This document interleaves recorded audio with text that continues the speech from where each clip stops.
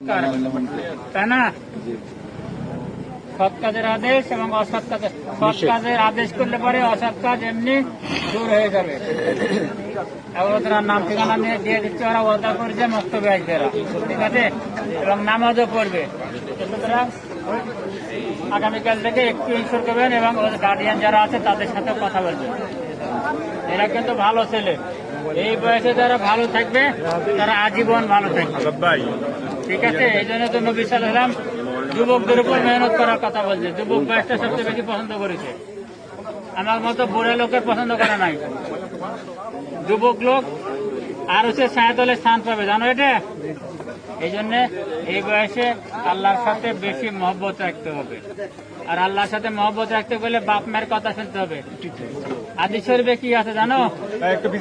রিজার রাব্বি ফি রিজার ওয়ালিদ ওয়া শাকাতুর রাব্বি ফি শাকাতুর ওয়ালিদ। আল্লাহর সন্তুষ্টি বাপের সন্তুষ্টির মধ্যে আছে, আর আল্লাহর অসন্তুষ্টি বাপ যদি অসন্তুষ্ট হয় তোমার জীবন হেল হয়ে যাবে, জাহান্নাম হয়ে যাবে, বুঝছো? এই জন্য বাপ মায়ের কথা ঠিক মতো শোনা লাগবে। হুজুর যিনি আছেন ওলামা হযরত, ওনাদের সম্মান করতে হবে। এবং আগামীকাল দেখেন আজকে যারা নামাজ পড়নি হুজুর একটা নিয়ে যাবেন সবাই, ঠিক আছে।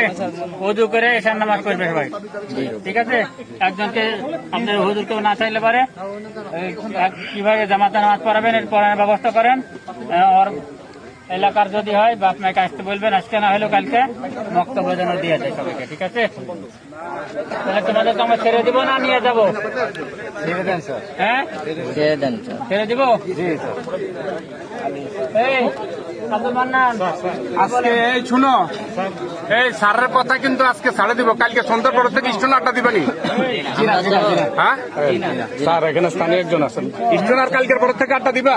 এই বিষয়ে কিন্তু সকালে এমপি সাহেব খুব জোরালো ভাবে প্রেসার কিক করছে, যে কারণে আজকের এই পরিস্থিতি। সন্ধ্যার পরে তোমাদেরকে দেখবো।